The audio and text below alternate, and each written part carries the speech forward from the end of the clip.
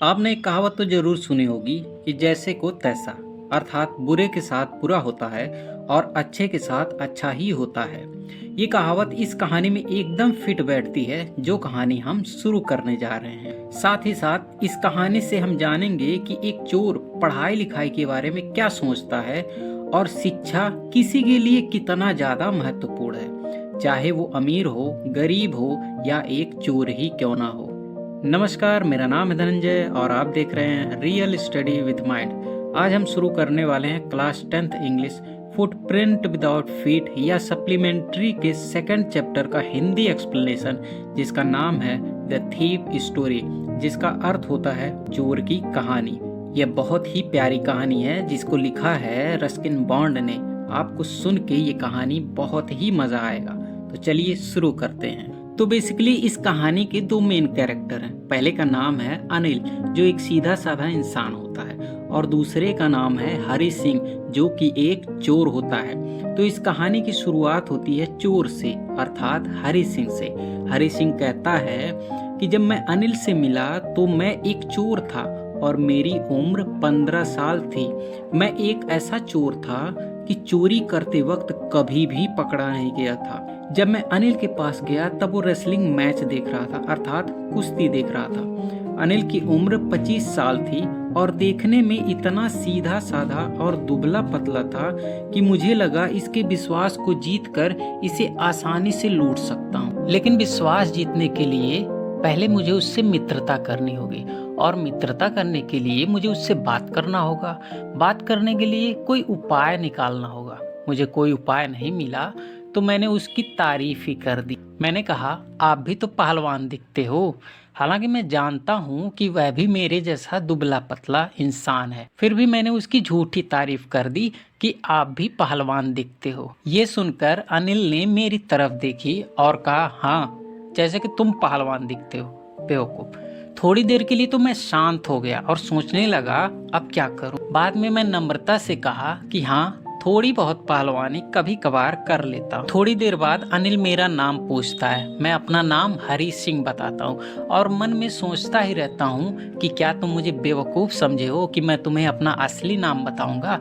अरे मैं अपना नाम हर महीने चेंज करता हूँ ताकि पुलिस कभी मुझे पकड़ ना पाए, और वो भी ना मुझे कभी पकड़ पाए जिन्हें मैं लूट चुका हूँ। इस जान पहचान के बाद और थोड़ी बहुत पहलवानी के बारे में बात करने के बाद मेरे पास बात करने को कुछ भी नहीं होता है। तो अनिल जाने लगता है और मैं भी उसके पीछे पीछे चलने लगता हूँ और सोचता रहता हूँ कि हे भगवान, वो तो अब जा रहा है, अब मैं उसे कैसे रोकूं। थोड़ी देर बाद उसके पीछे से मैं फिर से कहता हूँ हेलो, और पूछता हूँ क्या आप मुझे किसी काम पर रख सकते हैं। अनिल जवाब देता है, हाँ, लेकिन मैं तुम्हें पैसे नहीं दे पाऊंगा। मैं थोड़ी देर सोचने के बाद कहता हूँ, ठीक है, यदि आप मुझे पैसे नहीं दे सकते तो क्या आप मुझे खाना खिला सकते हैं। फिर अनिल जवाब देता है, हाँ, यदि तुम बना सको तो।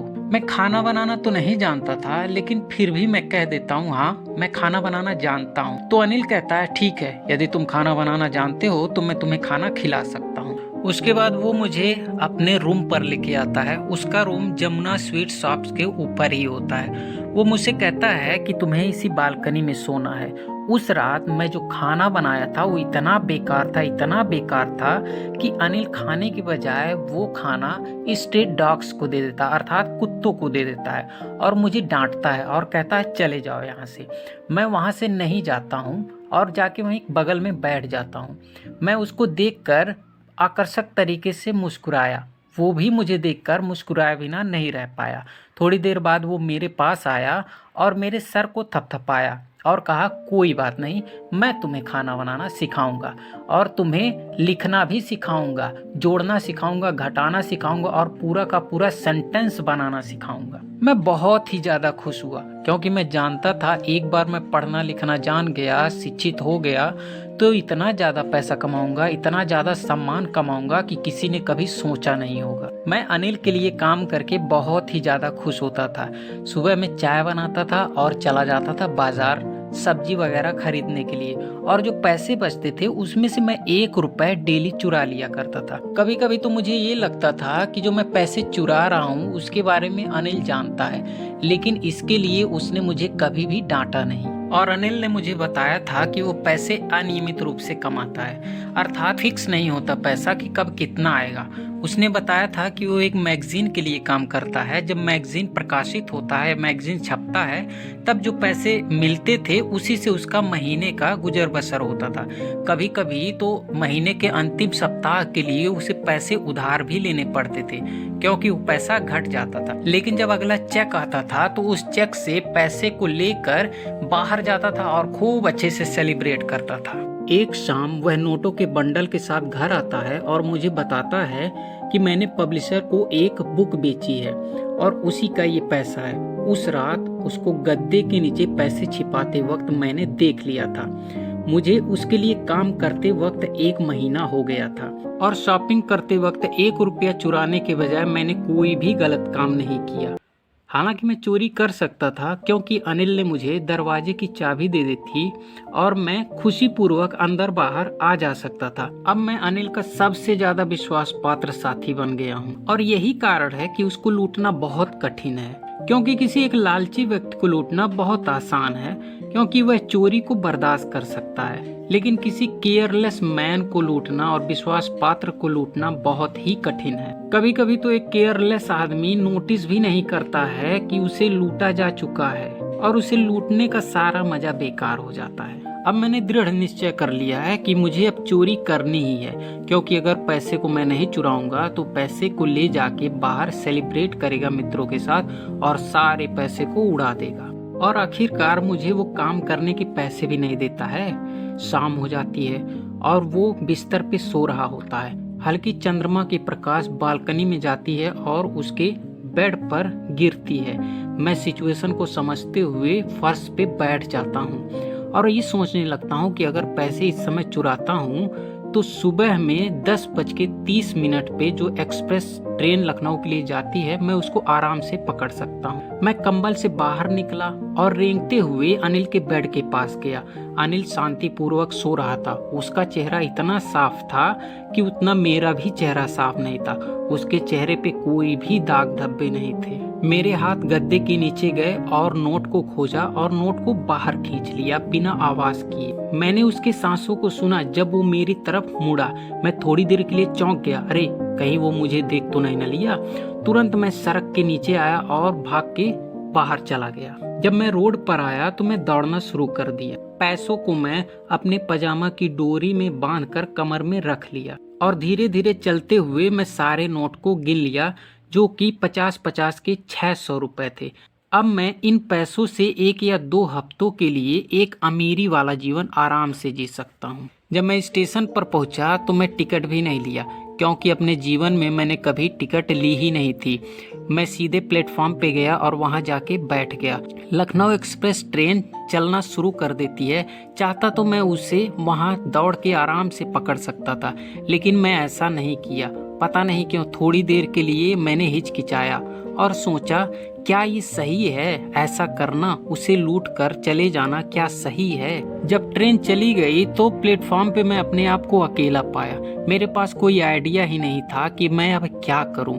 मैं परेशान था। मेरे पास कोई मित्र भी नहीं था, क्योंकि मैं ये मानता था मित्र मदद करने के बजाय परेशान ज्यादा करते हैं। मैं चाहता तो किसी भी 5 स्टार होटल में आराम से जाके रह सकता था, लेकिन मैं ये नहीं चाहता था कि कोई मुझे देखकर संदेह करे। फिर मैं स्टेशन से निकल लिया और धीरे धीरे टहलते हुए मैं बाजार की तरफ चला गया। और जाते वक्त मैं ये सोचने लगा कि अपने चोरी के जीवन में मैंने बहुतों के चेहरे पढ़े हैं। जब वो सामान खो देते हैं तो अलग अलग लोगों का अलग अलग प्रकार से रिएक्शन होता है। जैसे एक लालची व्यक्ति जब अपना सामान खो देता है तो उसके अंदर एकदम डर बैठ जाता है, लेकिन जब एक धनी आदमी कोई अपना सामान खो देता है तो उसके अंदर एकदम क्रोध भर जाता है, अर्थात वो गुस्सा हो जाता है। जब एक गरीब आदमी अपना सामान खोता है तो वह स्वीकार कर लेता है कि भाई चलो जाने दो, जो हुआ सो हुआ। लेकिन मैं जानता हूँ जब अनिल को ये पता चलेगा कि उसका पैसा चुराया गया है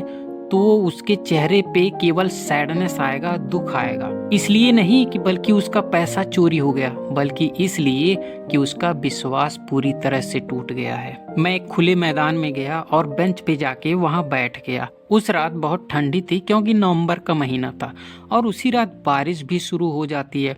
धीरे धीरे करके जो बारिश था वो तेज़ हो जाता है और मेरा शर्ट पजामा सब भीग जाता है, साथ ही साथ मेरे सारे पैसे भी भीग जाते हैं। मैं धीरे धीरे करके एक क्लॉक टावर के पास जाता हूँ और उसकी छाया में जाके बैठ जाता हूँ। घड़ी को देखता हूँ तो पता चलता है कि आधी रात बीत चुकी होती है। वो देखता है अनिल के पैसे भी भीग जाते हैं जो उसने सुबह में मूवी देखने के लिए या सिनेमा देखने के लिए दिया था। लेकिन अब मैं ये सोचता हूँ अब तो सारे के सारे पैसे मेरे ही पास हैं। अब मुझे उसका खाना नहीं बनाना पड़ेगा, मुझे बाजार भी नहीं जाना पड़ेगा और मुझे लिखने पढ़ने के लिए पूरा सेंटेंस भी नहीं सीखना पड़ेगा।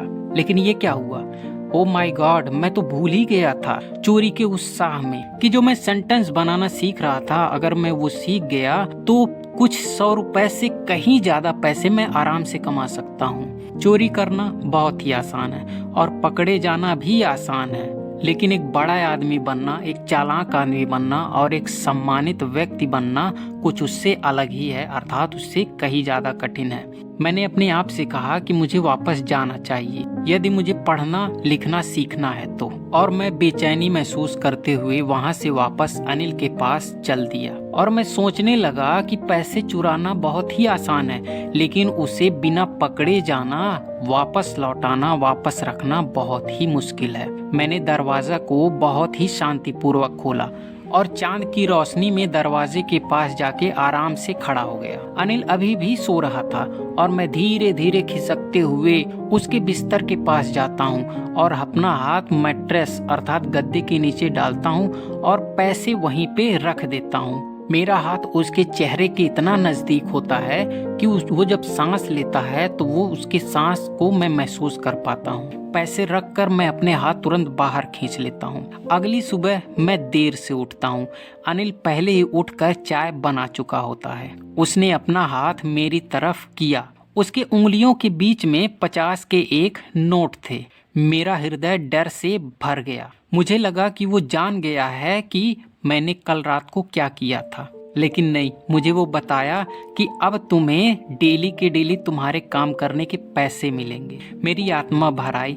मैंने पैसों को लिया और देखा ये नोट तो अभी भी गीले हैं। उसने मुझसे कहा कि आज हम सेंटेंस को लिखना सीखेंगे। मुझे ये लगता था कि वो जानता था कि मैंने उसके पैसे चुराए थे, लेकिन ना तो उसके होंठ और ना ही उसकी आंखें ये महसूस होने दिए कि मैं जान गया हूँ कि पैसा चुराया है। मैंने अनिल को देखकर मुस्कुराया और अनिल भी मुझे देखकर मुस्कुराया, लेकिन ये मुस्कान बनावटी नहीं थी, ये मुस्कान ओरिजिनल थी। अब मेरी पढ़ाई रेगुलर रूप से चलती है और अब मैं एक होशियार और सम्मानित व्यक्ति बनने का डेली प्रयास करता हूँ। तो यहीं पे ये कहानी समाप्त होती है। कैसा लगा आपको ये कहानी? कमेंट बॉक्स में अपनी राय जरूर दें। अब मिलते हैं नेक्स्ट वीडियो में नेक्स्ट चैप्टर के साथ।